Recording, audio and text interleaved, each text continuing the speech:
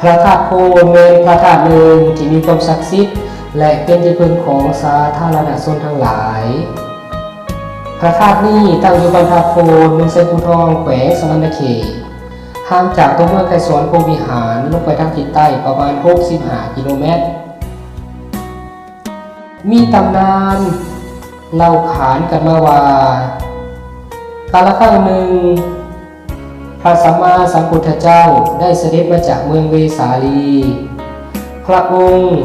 ได้มาแสดงธรรมเทศนาโปรดมนุษย์ทั้งหลาย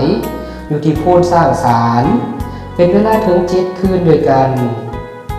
มีทั้งเทวดามนุษย์อมนุษย์มาหับฟังธรรมเทศนาเป็นจำนวนหลายเมื่อพอถึงเวลาครบ7 วันแล้วพระองค์ก็ปวดทวารนักพอพระองค์นึกเพียงเท่านั้น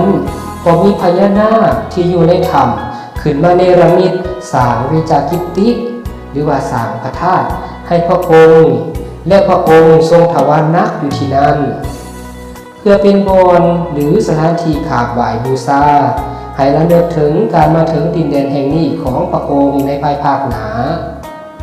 เมื่อสำเร็จพุทธกิจแล้วพระองค์ก็ได้เสด็จจากไปฉะนั้นคนทั้งหลายจึงเอิ้นพระธาตุองค์นี้ว่าพระธาตุโพน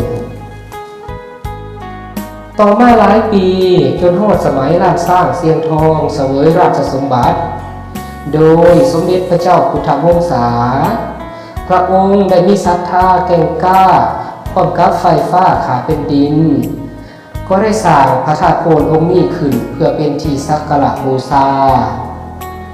พระธาตุโพนได้ถูกสร้างขึ้นเมื่อวันพุธเดือน12 พ.ศ. 236หรือประมาณ 2,300 กว่าปีผ่านมาแล้วพระธาตุโพนได้สร้างขึ้นพร้อมกันกับพระธาตุพนมพระธาตุอินทังและพระธาตุเชิงซุมต่อมาสมัยพญาเสียงโดงเสียงทองพระองค์ได้ถวายดินแดนเป็นธรรมทานเพื่อเป็นขอบเขตของพระธาตุโพนและพระองค์ได้อยากนำไม้ทานตั้งอธิษฐานไว้ว่าถ้าผู้ใดตั้งถิ่นฐานสร้างเรือนสร้างไร่ทำนาในขอบเขตดินแดนแห่งนี้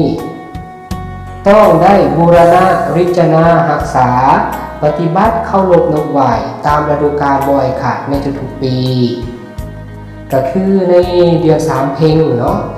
ในมือนั่นแมนจะเป็นมือบุญนมัสการพระธาตุโพนเนาะซึ่งจะได้จัดขึ้นในทุกๆปี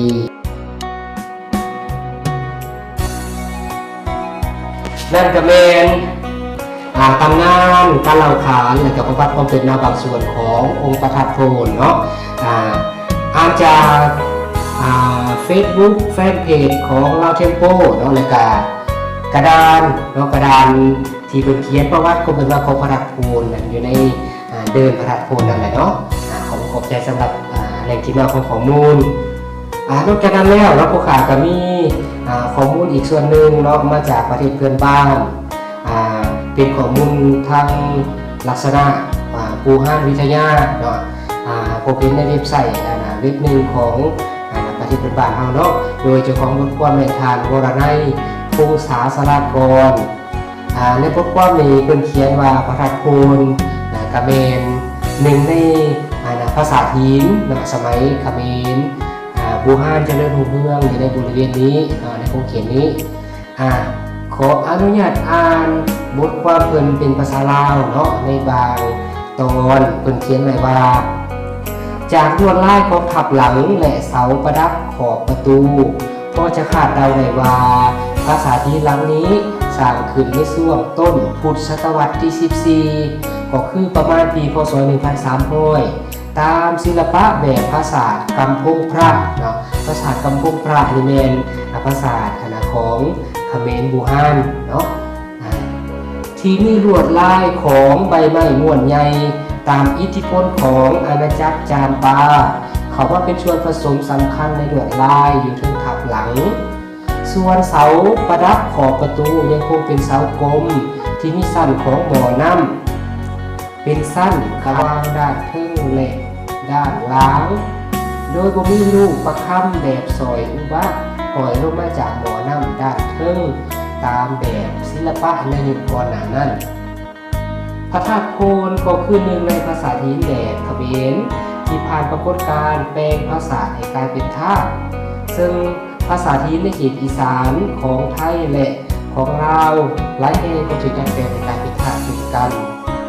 ภายหลังจากอำนาจและวัฒนธรรมจากเมืองพระนครหลวงเสื่อมลงผู้คนตระกูลไทยลาวจากเมียนเหนือก็อพยพลงมาตั้งถิ่นฐานซ่อนทับเทิงซากภาษาถิ่นเก่าแก่ที่อาจเคยมีจอมปลวกปกคลุมถึงและในช่วงพุทธศตวรรษที่2253ก็คือพศ2100-2200จึงได้มีการบูรณะปฏิสังขรณ์เพื่อนธาตุภาษาอิฐให้กลายมาเป็นพระธาตุแบบเทรวาสสร้างพระเจดีย์ทรงระฆังยอดเป็นกีบบัวม้วนลายแบบกระนกจนกลายมาเป็นพระธาตุโพนในปัจจุบันนี่ก็เป็นประวัติความเป็นมาเนาะจากฝั่งของบูฮานวิทยาเป็นสันนิษฐานกันเนาะขอบใจสำหรับแหล่งที่มาของข้อมูล